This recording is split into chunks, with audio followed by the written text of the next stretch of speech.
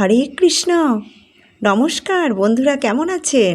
নিশ্চয়ই ভালো আছেন। আজকে নিয়ে এসেছি আর একটা সুস্বাস্থ্যকর খুব সুন্দর খাবার।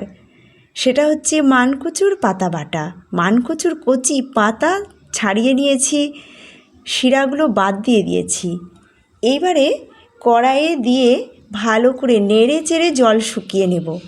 ততক্ষণ বলতে থাকি আমার চ্যানেলটিকে সাবস্ক্রাইব করবেন, আর ভিডিও পছন্দ হলে অবশ্যই লাইক করবেন। আরও একটা কথা, কমেন্ট করতে ভুলবেন না। জল শুকিয়ে গেছে, এবারে আমি মিক্সচার গ্রাইন্ডারের মধ্যে দিয়ে দেব। তারপর দেব কয়েকটা কাঁচা লঙ্কা। কাঁচা লঙ্কা একটু বেশি দিলেই বেশি স্বাদ হয়, যার যেরকম ইচ্ছা সে সেরকম দিতে পারেন। দিলাম কয়েকটা কালো জিরে আর একটু জল। মিক্সচার গ্রাইন্ডারে একটু ঘুরিয়ে নেব। হয়ে গেছে বেটে নেওয়া।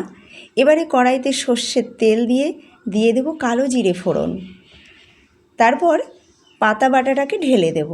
এবার সুন্দর করে নেড়ে চেড়ে একটু সামান্য পরিমাণ লবণ দেব। দেওয়ার পর নাড়তে থাকতে হবে। নাড়তে নাড়তে যতক্ষণ না জল শুকোবে ততক্ষণ কিন্তু এটাকে নাড়তেই থাকতে হবে।